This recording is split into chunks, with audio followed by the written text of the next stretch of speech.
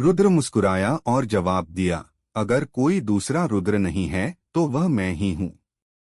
रुद्र को अंतिम स्थान के खिताब से कोई परेशानी नहीं थी क्योंकि वह सब अतीत की बात थी। यह सुनकर झाओ दाव की दिलचस्पी बढ़ गई। टोकन रुद्र को वापस देते हुए उसने उसे थामे रखा और उत्सुकता से पूछा, अब तुम अकादमी में बहुत बड़े चहेते हो। आखिर कौन है जो दूसरों के साथ जिंदगी मौत का सौदा करने की हिम्मत करता है? तुम क्या सोच रहे थे? रुद्र भी झो दाव से दूरी बनाए रखने का इरादा नहीं रखता था, इसलिए उसने मुस्कुराते हुए जवाब दिया, दूसरे लोग पहले ही मेरे सिर पर सवार हो चुके हैं। मैं कायर की तरह व्यवहार नहीं कर सकता। क्या आपको ऐसा नहीं लगता? हाँ हाँ हाँ, यह सच है। लेकिन आपकी ताकत। झाओ दाव एक मुखर व्यक्ति थे और उन्हें इस बात का डर नहीं था कि दूसरे लोग असहज महसूस करेंगे। हाँ हाँ हाँ, इसीलिए मैं यहाँ मार्शल तकनीकें सीखने आया हूँ।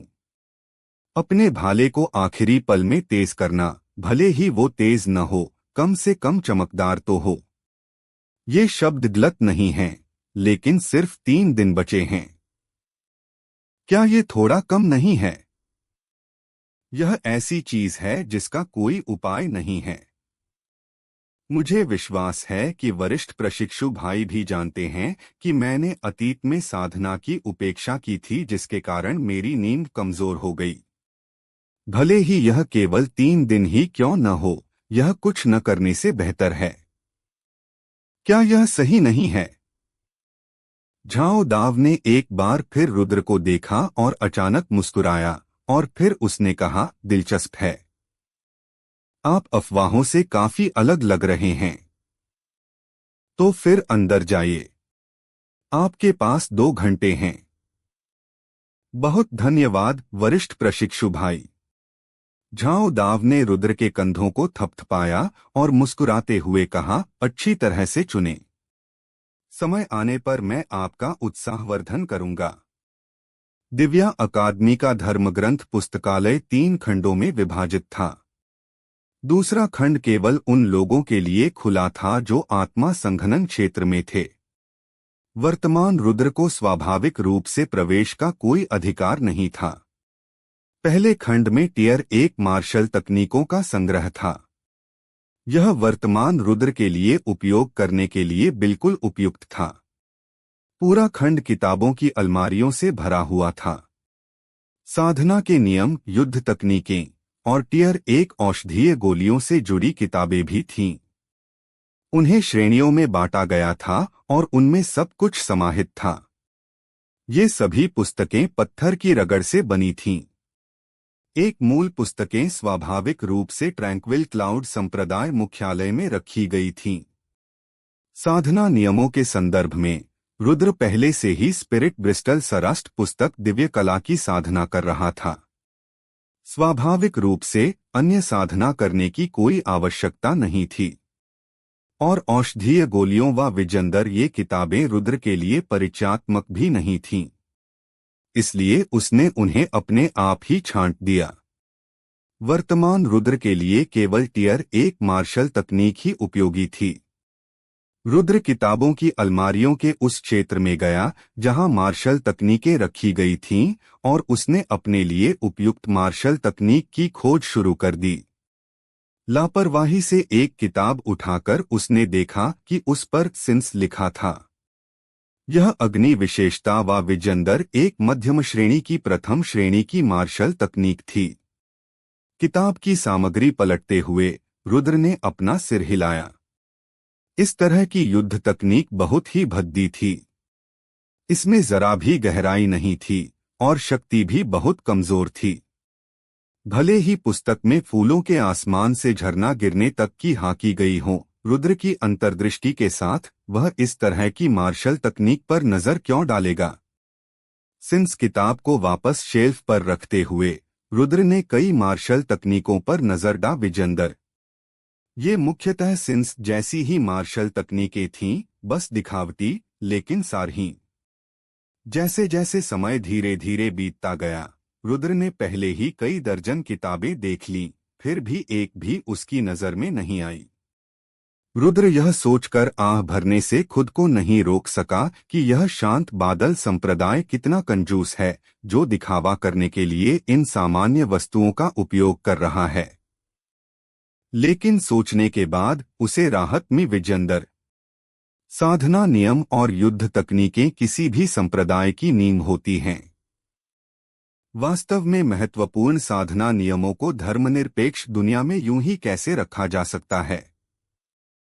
रुद्र जानता था कि अलमारियों के इस रैक पर उसे जो मार्शल तकनीक चाहिए थी, उसे पाना असंभव था, इसलिए वह अंदर चला गया। अलमारियों के इस रैक पर मार्शल आर्ट की तकनीकें बेशक कम थीं, लेकिन उनकी गुणवत्ता में एक स्तर का सुधार हुआ। वे मूलतः उच्च श्रेणी के टियर 1 तक पहुंच गईं। कई पुस्तकों को पलटने के बाद भी रुद्र को ऐसी कोई पुस्तक नहीं मिली विजेंदर जिससे वह संतुष्ट हो। ऐसा नहीं था कि उसके पास करने के लिए कुछ बेहतर नहीं था, बल्कि वह यह देखना चाहता था कि क्या इन मार्शल तकनीकों में कोई लाभदायक अंतर्दृष्टि है। रुद्र के लिए मध्यम श्रेणी के टियर 1 और उच्च श्रेणी के टियर 1 में ज्यादा फर्क नहीं था। निम्न श्रेणी की मार्शल तकनीक शायद बुरी न हो, जबकि उच्च श्रेणी की मार्शल तकनीक शायद अच्छी न हो। इंस्टेंट फ्लैश को हीजिए। यह तो बस एक मध्यमस्तरीय टियर 1 मार्शल तकनीक थी, लेकिन इस मार्शल तकनीक में कुछ खासियत थी, इसलिए रुद्र ने इसमें कुछ बदलाव किए। रुद्र ने अभी अभी यह इंस्टेंट फ्लैश मार्शल तकनीक देखी थी। इसे सरसरी तौर पर देखते हुए उसे एहसास हुआ कि इसके रचयिता की समझ अभी भी बहुत कम है। उसने जो बदलाव किए थे, वे किताब में लिखी बातों से कहीं ज्यादा मजबूत थे। जाहिर है, इस पर और शोध करने का कोई मतलब नहीं था। अंदर आगे बढ़ने पर अलमारियों पर किताबें नहीं, बल्कि जेड के टुकड़े बिखरे पड़े थे। रुद्र जानता था कि विजेंदर परत का सार यहीं छिपा था। अत्यंत गहन युद्ध तकनीकों को कागज पर दर्ज नहीं किया जा सकता था। केवल जेड के टुकड़ों पर ही उन्हें दर्ज या दोहराया जा सकता था। रुद्र ने अपनी सार ऊर्जा का उपयोग करके कई जेड रत्नों का निरीक्षण किया। ये सभी युद्ध तकनीकें उच्चस्तरीय प्रथम श्रेणी की युद्ध तकनीकें थीं। ये वास्तव में पहले से ही बहुत दुर्लभ थीं। इन जेड पत्थरों का एक भी टुकड़ा जब बाहरी दुनिया में रखा जाता तो शहरों के बराबर की वस्तुएं होतीं। आखिरकार सार क्यूई क्षेत्र के मार्शल कलाकार किन राज्य की आबादी का सबसे बड़ा हिस्सा थे, और उनमें से अधिकांश निम्नस्तरीय या मध्यमस्तरीय मार्शल तकनीकों में पारंगत थे। उनके लिए एक उच्चस्तरीय मार्शल तकनीक का जेड टुकड़ा ही कुछ ऐसा था जिसका वे केवल सपना ही देख सकते थे। यह उनकी ताकत को तुरंत एक स्तर बढ़ाने के लिए पर्याप्त था। हालांकि रुद्र को इन उच्चस्तरीय मार्शल तकनीकों में ज्यादा रुचि नहीं थी। उसने उन्हें वापस रखने से पहले बस थोड़ी देर देखा। रुद्र पहले ही विजेंदर परत के सबसे गहरे हिस्से तक पहुंच चुका था। अगर उसे अभी भी कोई ऐसी मार्शल तकनीक नहीं मिल पाती जिससे वह संतुष्ट हो, तो वह इन उच्चस्तरीय मार्शल तकनीकों से ही संतुष्ट हो सकता था। आखिरी शेल्फ पर केवल 3 जेड के टुकड़े थे।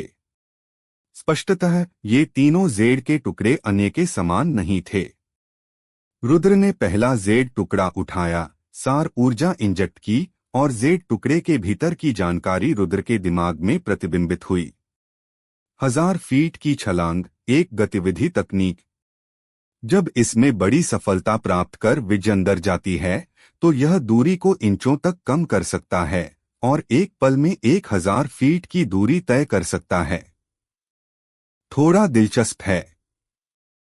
रुद्र ने 1000 फीट की छलांग की बारीकियों का निरीक्षण किया। इस गति तकनीक की अपनी खासियतें थीं। इंस्टेंट फ्लैश की तुलना में 1000 फीट की छलांग की सीधी रेखा में गति ज्यादा उत्कृष्ट थी। चाहे इसे छिपकर हमला करने के लिए इस्तेमाल किया जाए या भागने के लिए, यह कुछ हद तक उपयोगी थी। यह आंदोलन तकनीक पहले से ही बेहतर ग्रेड टियर 1 तक पहुंच गई है। 1000 फीट की छलांग वाले जेड के टुकड़े को वापस शेल्फ पर रखते हुए रुद्र ने एक दूसरा जेड का टुकड़ा उठाया। यह बिज गुण व विजंदर एक दुर्लभ मार्शल तकनीक थी जिसे सीखना बेहद मुश्किल था। स्तर की दृष्टि से यह 1000 फीट की छलांग के समान ही थी। यद्यपि यह कठिन हो सकता था, लेकिन रुद्र ने इसमें ज्यादा रुचि नहीं दिखाई। उसने लापरवाही से तीसरा जेड टुकड़ा उठाया और उसकी जांच की। एन स्टेवेव्स लेयर्ड पांग अपूर्ण मार्शल तकनीक, कम से कम टियर 3 और उससे ऊपर होने का अनुमान है। यह सिर्फ इतना है कि यह अपूर्ण है, जिसके कारण इसका वर्तमान ग्रेड उच्च ग्रेड टियर 1 श्रेणी में आ गया है। रुद्र जेड टुकड़े के परिचय से आकर्षित हुआ, लेकिन ऐसा इसलिए नहीं था क्योंकि इस मार्शल तकनीक का स्तर ऊंचा था। रुद्र के लिए टियर 3 मार्शल तकनीकें वास्तव में उच्चस्तरीय मार्शल तकनीकें नहीं थीं।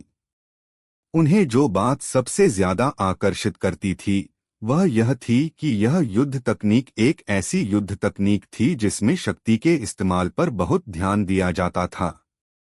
इसमें महारत हासिल करने पर यह अपनी शक्ति से कई गुना, यहाँ तक कि कई दर्जन गुना ज्यादा शक्ति निकाल सकती थी। इसकी ताकत बहुत ज्यादा थी। इस जेड के टुकड़े का परिचय शांत बादल संप्रदाय या दिव्या अकादमी के किसी शक्तिशाली विजेंदर व्यक्ति द्वारा छोड़ा जाना चाहिए था। अगर कोई इस तकनीक को उसकी पूरी क्षमता तक लागू कर सके तो युद्ध के दौरान पंक्तियों में कूदना चावल खाने और पानी पीने जैसा होगा। रुद्र ने प्रशंसा में आ भरी। स्वाभाविक रूप से रुद्र भी जानता था कि जैसे जैसे यह युद्ध तकनीक आगे बढ़ेगी, इसमें सुधार करना और भी मुश्किल होता जाएगा। इसकी कठिनाई कई गुना बढ़ जाएगी। सीधे शब्दों में कहें तो दुगुनी शक्ति छोड़ना आसान था, लेकिन कठिनाई 4 गुना बढ़ जाती। उसके बाद यह 8 गुना, 16 गुना और यहां तक कि 32 गुना भी हो जाती। जैसे जैसे आगे बढ़ते यह उतना ही भयानक होता जाता। स्वाभाविक रूप से कठिनाई भी बढ़ती जाती। फिर भी यह एक अद्भुत मार्शल तकनीक थी, लेकिन दुख की बात है कि यह बहुत अधूरी थी। हाँ, तुमने यह मार्शल तकनीक चुनी? रुद्र द्वारा चुनी गई मार्शल तकनीक को देखकर झाओ दाव बहुत हैरान हुआ। यह सही है। रुद्र को लंबे समय से पता था कि झाओ दाव को झटका लगेगा, लेकिन यह मार्शल तकनीक शक्तिशाली विजेंदर हो सकती है, लेकिन यह अधूरी है। झाओ दाव ने रुद्र को मनाने की कोशिश की। मुझे पता है, लेकिन यह मार्शल तकनीक बहुत प्रभावशाली विजेंदर लग रही है। मैं पहले इसे सहन करूंगा। हम भविष्य में इसके बारे में फिर से बात करेंगे। रुद्र मुस्कुराया और फिर उसे जवाब दिया, यह न सिर्फ अधूरा है बल्कि सीखना भी बेहद मुश्किल है।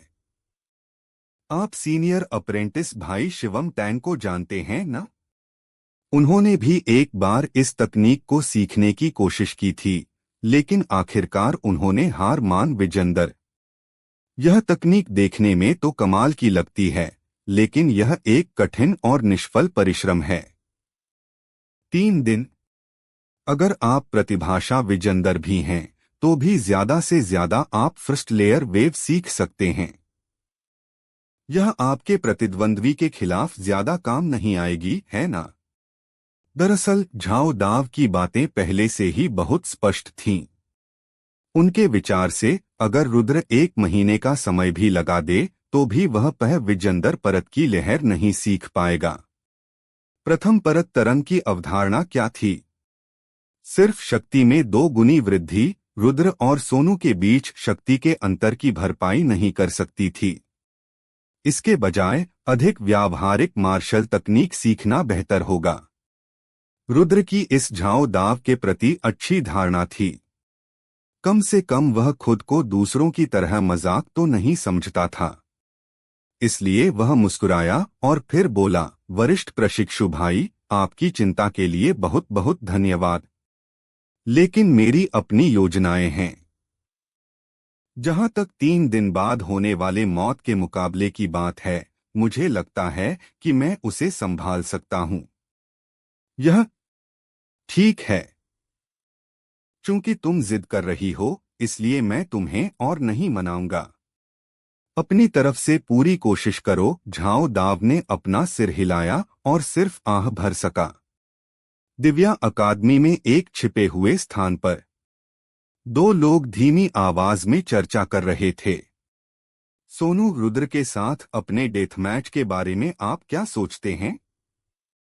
सोचने की क्या बात है? मार ही डालो इसे। इस बदमाश की जिंदगी वाकई बहुत मुश्किल है। पिछ विजंदर बार जब इसे वापस भेजा गया था, तब से इसकी सांसें थम सी गई थीं। किसने सोचा था कि कुछ दिनों बाद यह जिंदा हो जाएगा? इस बार तो मैं इसे कोई मौका ही नहीं दूंगा। सोनू के शब्द तिरस्कार से भरे थे, मानो वे रुद्र के प्रति तिरस्कार से भरे हों।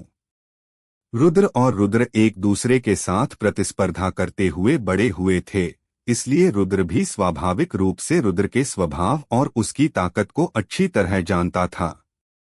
इसलिए उसे मौत के मुकाबले में रुद्र को मारने में कोई परेशानी महसूस नहीं हुई। रुद्र के प्रश्न के संबंध में सोनू को लगा कि यह बहुत ही असामान्य था, इसलिए वह खुद को रोक नहीं सका और पूछा, युवा मास्टर, आपके शब्दों को सुनकर आप यह नहीं सोच रहे होंगे कि मैं इस लड़ाई के दौरान उससे हार जाऊंगा, है ना? रुद्र ने भौहें चढ़ाई और कहा, मैं इतना नहीं कहूंगा कि मैं उससे हार गया हूं। मुझे बस लगता है कि इस बार रुद्र के लौटने के बाद वह कुछ असामान्य है। जैसे पहले से कुछ अलग। आह, मैं सोच रहा था कि यह क्या है। बेशक वह अलग है, लेकिन क्या यह सिर्फ 2 छोटे दायरे से ऊपर उठना नहीं है? हालांकि जिस तरह से मैं इसे देखता हूं, वह शायद जीवन भर ऐसे ही रहेगा। हाँ हाँ हाँ। यद्यपि सोनू रुद्र से 2 साल बड़े थे, फिर भी उन्होंने हमेशा रुद्र को अपना बॉस माना। सोनू का रुद्र को इस तरह नीचा देखना देखकर रुद्र को लगा कि यह बहुत अनुचित है और वह उसे डांटना चाहता था। फिर भी उसे यह भी लगा कि सोनू की राय सही थी। वह मजाक जो सड़ी हुई मिट्टी की तरह था, जो दीवार भी नहीं संभाल सकता था, क्या वह स्वर्ग को उलट सकता था? यद्यपि सोनू कोई असाधारण प्रतिभा नहीं थे, लेकिन वे 4थे स्तर के सार क्यूई दायरे के एक अनुभवी मार्शल कलाकार थे, जो 5वें स्तर के सार क्यूई दायरे से केवल 1 कदम दूर थे। 4थे स्तर का सार क्यूई क्षेत्र और तीसरे स्तर का सार क्यूई क्षेत्र एक ही स्तर पर नहीं थे। इसलिए सोनू के पास रुद्र को नीचा दिखाने का एक अच्छा कारण था। इस छोटे से कदम को पार करना इतना आसान नहीं था। दिव्या अकादमी को विजंदर वर्ग के लोगों के लिए एक अकादमी थी। यहाँ व्यावहारिक रूप से कोई भी बाहरी दुनिया में रहते हुए युद्ध के दौरान अपनी रैंक बदल सकता था। जिन संसाधनों का उन्होंने आनंद लिया, युद्ध कौशल और तकनीकें जो उन्होंने सीखीं, साथ ही कुशल शिक्षकों से मार्गदर्शन प्राप्त किया, ये सब ऐसी चीजें नहीं थीं जिनकी तुलना बाहरी दुनिया के लोग कर सकें। हालांकि दिव्या अकादमी में युद्ध के दौरान रैंक बदलना एक चुनौतीपूर्ण काम था, जब तक कि किसी में असाधारण प्रतिभा न हो। यदि शिवम, रोमैन या राधिका केवल तीसरे स्तर के सार क्यूई क्षेत्र में थे, तो रुद्र को इसमें कोई संदेह नहीं था कि वे सोनू को हराने के लिए रैंक में आगे बढ़ सकते हैं। लेकिन अगर यह रुद्र होता, तो भले ही वह रुद्र को पीट पीट कर मार डालता, वह इस पर विश्वास नहीं करता, क्योंकि वह रुद्र को बहुत अच्छी तरह से समझता था। एक पल की खामोशी के बाद रुद्र ने फिर भी अपना सिर हिलाया और कहा, सोनू, इस बार मौत का मुकाबला तुम ही जीत सकते हो। हार बर्दाश्त नहीं की जाएगी। भले ही रुद्र केवल एक चूहा हो, तुम्हें उसे हराने के लिए पूरी ताकत लगानी होगी। ध्यान रखना कि तुम्हें उसे हल्के में नहीं लेना चाहिए, समझे? सोनू के अपने शब्दों के प्रति लापरवाह रवैये को देखकर रुद्र आखिरकार गुस्सा हो गया। अगर अब भी तुम्हारा यही रवैया रहा तो मैं तुम्हें सबसे पहले बाहर कर दूंगा। तुम इस मैच में न सिर्फ अपना प्रतिनिधित्व कर रहे हो बल्कि ठाकुर परिवार सुपरस्टार का भी प्रतिनिधित्व कर रहे हो। अगर तुम रुद्र से हार गए तो तुम मेरे पिता और मुझे कहाँ मुंह दिखाना चाहते हो। रुद्र की दहाड़ ने एक पल के लिए सोनू को आश्चर्यचकित कर दिया। उसका मस्तिष्क समय पर प्रतिक्रिया करने में असमर्थ था। लेकिन एक बात स्पष्ट थी और वह यह कि रुद्र सचमुच क्रोधित हो गया था। रुद्र का रुद्र के प्रति इतना चिंतित होना, ऐसा कुछ था जो पहले कभी नहीं हुआ था। मैं समझता हूं, मैं उसे खत्म करने के लिए पूरी ताकत लगा दूंगा। रुद्र के क्रोध को महसूस करते हुए सोनू ने अहंकारी होने की हिम्मत नहीं की और विनम्रतापूर्वक यह वादा किया। आह भरते हुए रुद्र ने कहा, सोनू, मुझे पता है कि तुम्हें लगता है कि रुद्र देखने लायक भी नहीं है। असल में क्या मेरे लिए भी यही बात नहीं है? लेकिन इस बार जब से वह अकादमी में लौटा है, मुझे लगता है कि कुछ गड़बड़ है। बंद? किस तरह से बंद? रुद्र के ऐसा कहने पर सोनू खुद को रोक नहीं सका और उत्सुक हो गया। वह जानता था कि यद्यपि रुद्र उससे 2 वर्ष छोटा था, फिर भी वह अपने पिता की तरह ही बहुत विवेकशील था। चाहे प्रतिभा हो या बुद्धि, सोनू रुद्र से कहीं ज्यादा बुरा था। इसीलिए वह उसका अनुयायी बनने के लिए पूरी तरह से तैयार था। आज मैं उसकी आत्मा को नष्ट करने और उसे परेशान करने के लिए उसे ढूंढने गया था। मैंने अपनी 70% शक्ति लगा दी, लेकिन मैं उसे पकड़ नहीं पाया। कौन जाने कब उस बदमाश ने इंस्टेंट फ्लैश सीख लिया और उसे महान सफलता के स्तर तक प्रशिक्षित भी कर लिया। क्या? तुरंत फ्लैश? महान सफलता चरण? यह कैसे संभव है? सोनू चौंक गया। उसे पता था कि बड़ी सफलता के मुकाम पर इंस्टेंट फ्लैश का क्या मतलब है। इसका मतलब था कि रुद्र पहले से ही एक अजेय स्थिति में खड़ा था। यदि ऐसा था तो रुद्र की चेतावनी कोई अनावश्यक कार्रवाई नहीं थी। मानो वह आज रुद्र के साथ अपने आदान प्रदान की पुष्टि कर रहा हो। रुद्र ने एक पल के लिए सोचा और फिर सिर हिलाते हुए कहा, यह सही है। यह महान सफलता के चरण में इंस्टेंट फ्लैश है। क्या यह बहुत बेशर्मी नहीं है? वह इतना अच्छा फुटवर्क कैसे सीख पाया? क्या यह संयोग हो सकता है? सोनू अचानक बेतुकी बातें करने लगा। रुद्र ने गहरी आवाज में कहा, अचानक हुआ। आप मेरे लिए किस्मत से बड़ी सफलता के चरण में इंस्टेंट फ्लैश को क्रियान्वित करने की कोशिश क्यों नहीं करते? दरअसल राजधानी लौटते समय उसने खूब उत्पात मचाया था। वह सुपरस्टार में भी हंगामा करने गया था और पिताजी उसका कुछ नहीं कर पाए थे। इस बार वापस आते समय पिताजी ने एक मोशा हत्यारे का इंतजाम किया।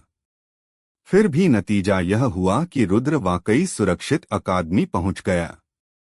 इसलिए मुझे लगता है कि वापस आने के बाद रुद्र में कुछ अजीब बात है। तो फिर मुझे क्या करना चाहिए? इस बिंदु पर सोनू पूरी तरह से घबरा गया।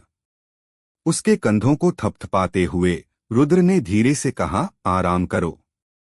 भले ही वह थोड़ा असामान्य हो, तुम दोनों के बीच ताकत का अंतर पूरा नहीं किया जा सकता। हालांकि तुम इन 3 दिनों के दौरान अपनी सतर्कता कम नहीं कर सकते। तुम्हें अपने पास मौजूद हर समय का पूरा उपयोग करना होगा। रुद्र की ये सारी बातें सुनकर सोनू ने इस बार अपनी सतर्कता कम करने की हिम्मत नहीं की। यह लड़ाई एक मौत का मुकाबला थी जहां जीवन और मृत्यु का फैसला होना था। सोनू अपनी जिंदगी को मजाक में नहीं लेना चाहता था। युवा मास्टर, बस मुझे बताइए कि मुझे क्या करना है। मैं आपकी बात जरूर सुनूंगा। यह देखकर कि वह सचमुच चीजों को कितनी गंभीरता से ले रहा है, रुद्र ने औषधीय गोलियों की एक शीशी निकाला विजेंदर और उसे सोनू के सामने रख दिया। उसने कहा, ये सार संग्रह की गोलियां हैं जिन्हें मेरे पिता ने परिष्कृत किया था। इसकी प्रभावशीलता सारची गोलियों से 50% ज्यादा है। इन 3 दिनों में तुम अपनी शक्ति बढ़ाने के लिए इन गोलियों का इस्तेमाल करोगे। तुम्हें 5वें स्तर के सारची क्षेत्र तक पहुंचना ही होगा। सोनू की आंखें चमक उठीं। अगर वह 5वें स्तर के सार क्यूई क्षेत्र में प्रवेश कर पाता तो उसकी जीत की संभावनाएं काफी बढ़ जातीं। जैसा कि रुद्र ने कहा था, ताकत का अंतर ऐसा नहीं था जिसे आसानी से पाटा जा सके। 5वें स्तर के सार क्यूई क्षेत्र के मार्शल कलाकार बनाम तीसरे स्तर के सार क्यूई क्षेत्र के मार्शल कलाकार, उसके पास हारने का कोई कारण ही नहीं था। तुरंत सोनू ने एक गहरा झुककर कृतज्ञतापूर्वक कहा, युवा मास्टर के समर्थन के लिए बहुत धन्यवाद। अपना सिर हिलाते हुए रुद्र ने शांति से इसे स्वीकार किया और कहा, एक और बात, इन 3 दिनों में आपको अपना पूरा प्रयास लेसर कैप्चरिंग हैंड को प्रशिक्षित करने में लगाना होगा। इसका उपयोग इंस्टेंट फ्लैश का मुकाबला करने के लिए करें और आप अजेय स्थिति में होंगे।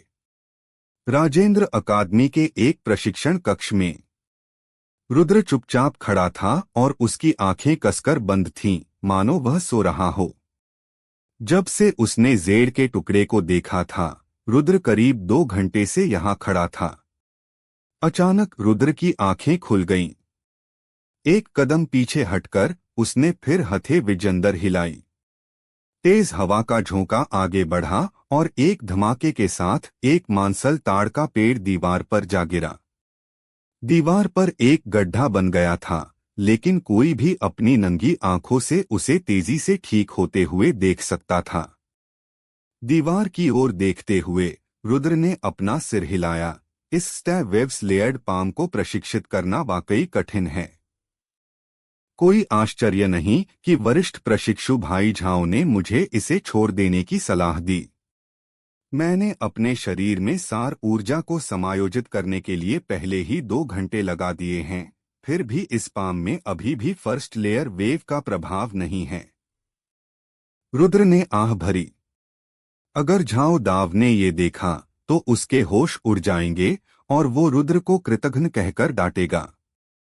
यह जानना जरूरी है कि जब लाम तैन अपनी मार्शल तकनीक का प्रशिक्षण ले रहे थे तो प्रथम परत तरंग में महारत 1 महीने बाद ही हासिल की जा सकी थी। हालांकि रुद्र ने अभी तक इसमें महारत हासिल नहीं की थी, फिर भी वह विजेंदर परत की लहर में महारत हासिल करने से ज्यादा दूर नहीं था। इसके अलावा उसने सिर्फ 2 घंटे ही लगाए। एक बार फिर रुद्र निराश नहीं हुआ। बताई गई मूल विधि का पालन करते हुए उसने एक बार फिर अपने शरीर में सार ऊर्जा का संचार शुरू कर दिया।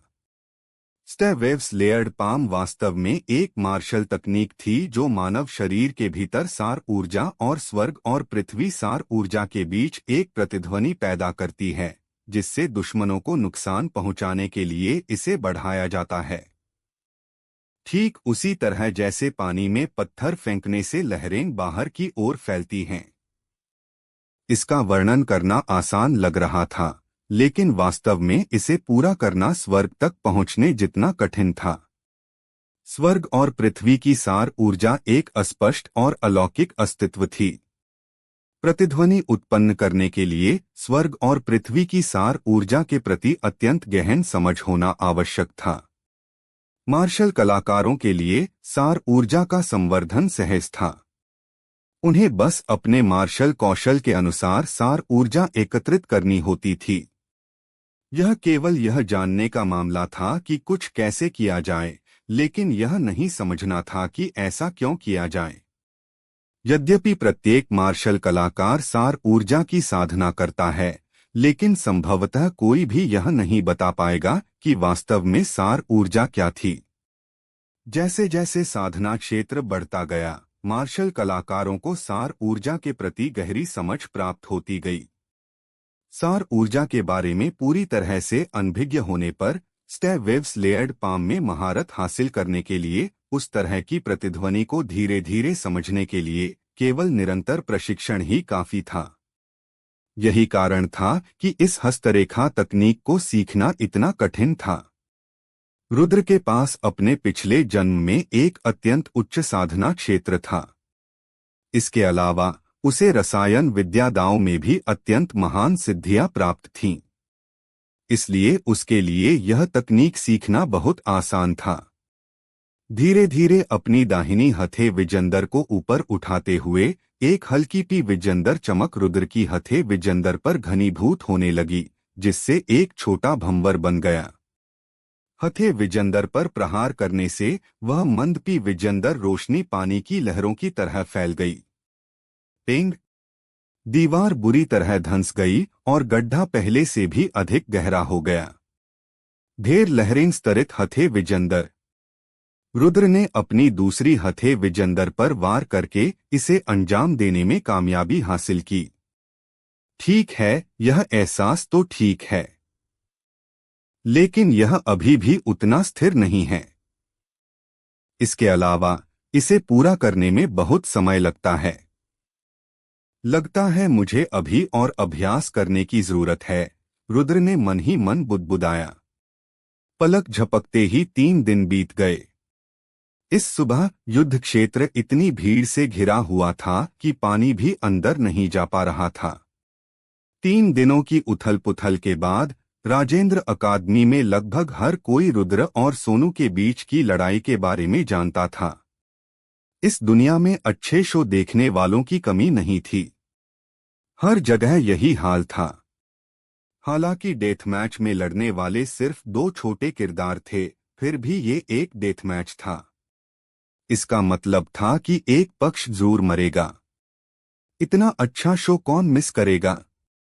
आखिरकार राजेंद्र अकादमी में 2 साल से अधिक समय से कोई डेथ मैच नहीं हुआ था।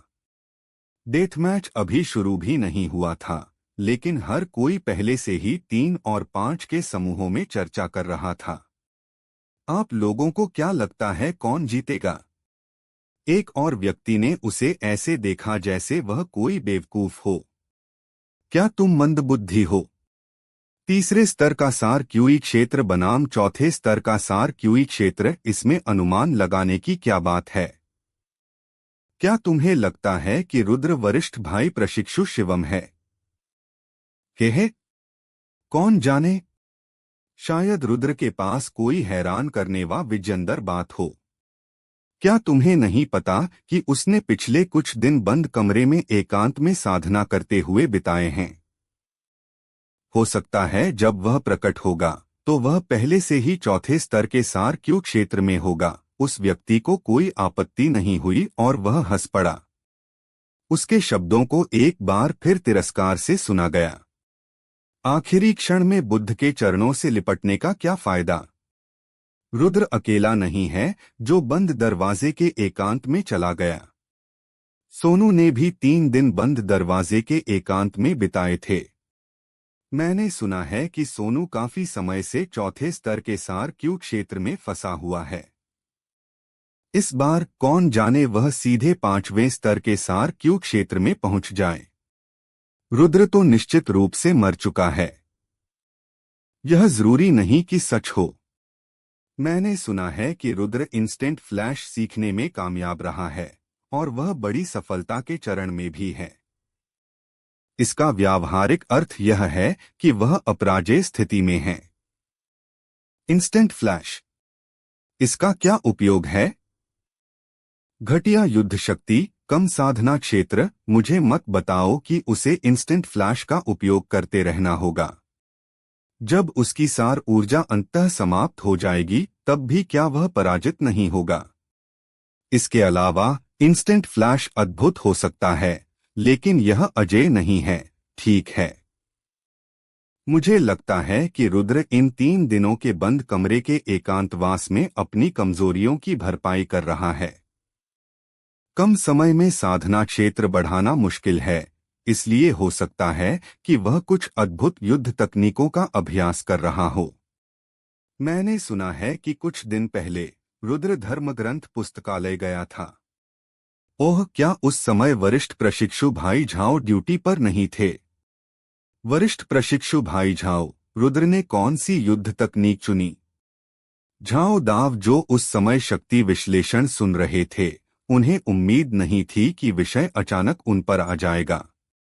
उनका प्रश्न सुनकर उन्होंने सीधे उत्तर दिया, यह स्टैब वेव्स लेयर्ड पाम है। मैं पहले ही कह चुका हूं, यह रुद्र तो कमाल का है। चुनने के लिए बहुत कुछ है, फिर भी उसे बस इस मार्शल तकनीक को चुनना पड़ा। यहां तक कि सीनियर अप्रेंटिस भाई शिवम को भी फर्स्ट लेयर वेव में महारत हासिल करने में 1 महीना लग गया। रुद्र बहुत ज्यादा आत्मविश्वासी है। क्या वह सोचता है कि वह सीनियर अप्रेंटिस भाई शिवम से ज्यादा ताकतवर है? अगर वह सीनियर अप्रेंटिस भाई शिवम से ज्यादा ताकतवर भी है, तो उसे फर्स्ट लेयर वेव में महारत हासिल करने के लिए कितना समय चाहिए? आधा महीना? 10 दिन? 7 दिन? हाँ हाँ हाँ, वह व्यक्ति जितना ज्यादा बोलता, उसे यह उतना ही मजेदार लगता, और वह जोर जोर से हंसे बिना नहीं रह सका। उफ, तो यह वही मार्शल तकनीक है। मैं अब भी उम्मीद कर रहा था कि वह एक डार्क आर्स बनकर और सोनू को खत्म करके कोई चमत्कार कर सके। लगता है मैं कुछ ज्यादा ही उम्मीद कर रहा था। मुझे लगता है कि अब इस डेथ मैच को देखने का कोई मतलब नहीं है। रुद्र मर चुका है। मैं बहुत पहले से कह रहा था कि देखने लायक कुछ भी नहीं है, पर तुमने मेरी बात पर यकीन नहीं किया। यह रुद्र तो बस एक रेशमी पैंट है, जिसके पिता ने उसे 2 साधना क्षेत्रों में जबरदस्ती पाला है। उसके पास युद्ध शक्ति क्या हो सकती है?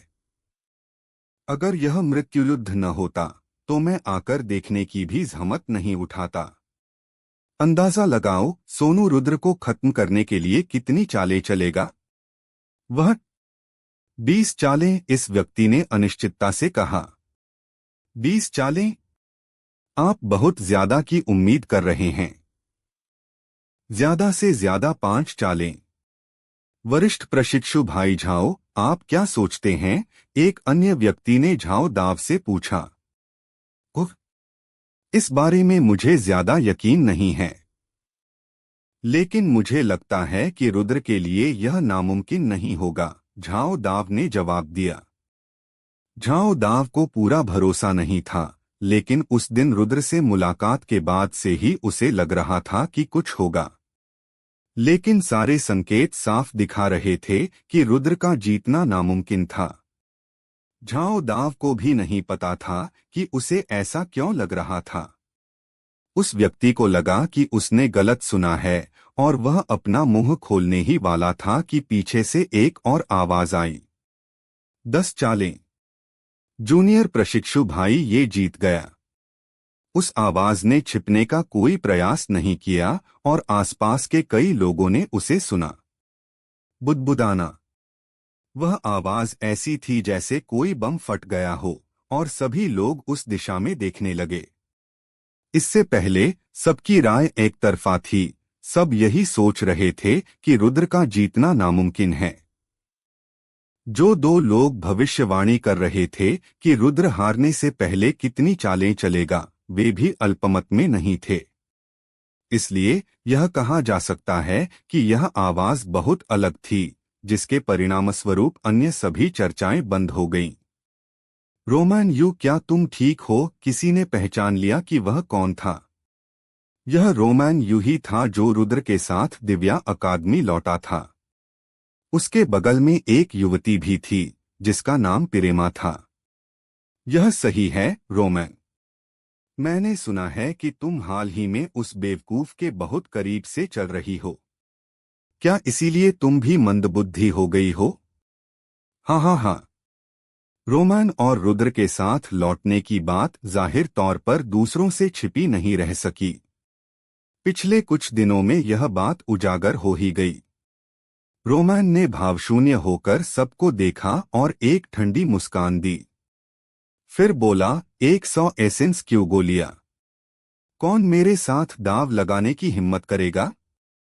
रोमन के शब्दों ने एक बार फिर सभी को चुप करा दिया, लेकिन उनके हाव भाव और भी अधिक ऐसे थे जैसे वे किसी मूर्ख को देख रहे हों। रोमन, क्या तुम सचमुच मूर्ख हो गए हो? बस हो गई बकवास। अगर मैं हार गया तो मैं तुम सबको 100 एसेंस क्यूई गोलियां दूंगा।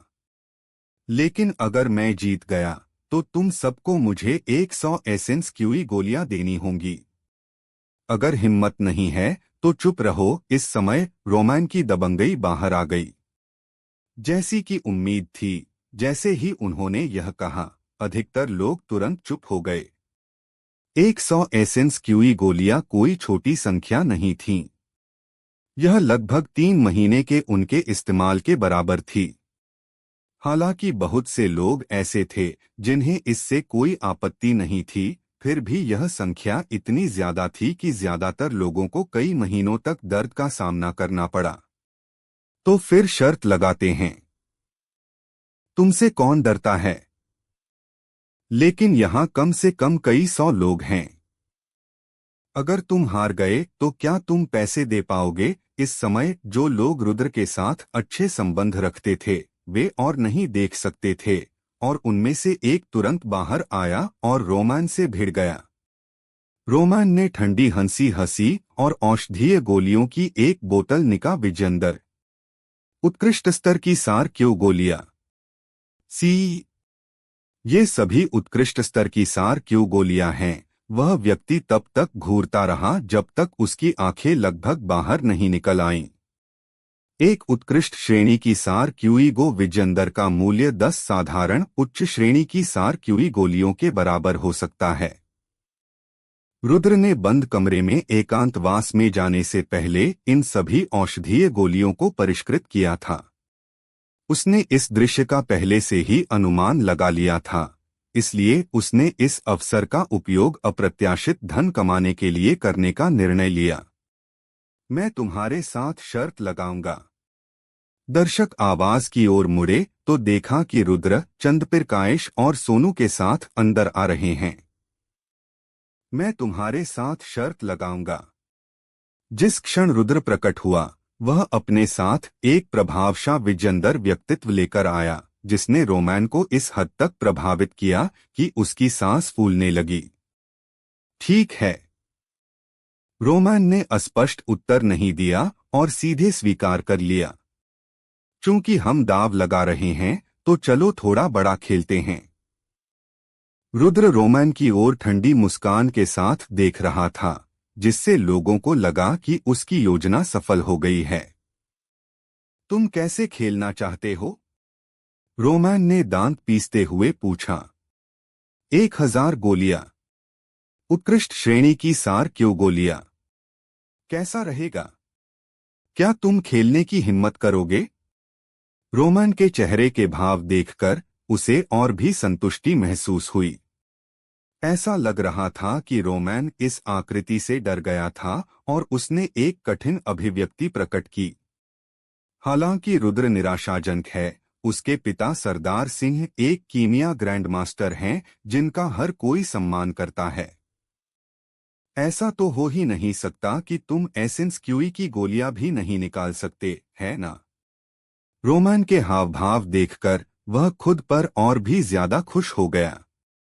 ठीक है, तो 1000। क्या तुम्हें लगता है कि मैं तुमसे डरता हूं? रोमन ने दांत पीसते हुए कहा। हाँ हाँ हाँ, तुम में हिम्मत है। अब सबने सुना।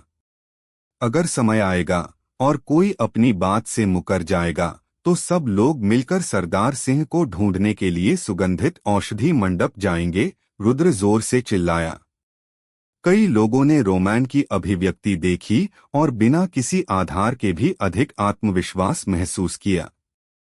मैं भी शर्त लगाऊंगा। 100 उच्च श्रेणी के सार क्यूई गोलियां। मैं भी शर्त लगाऊंगा। मैं भी।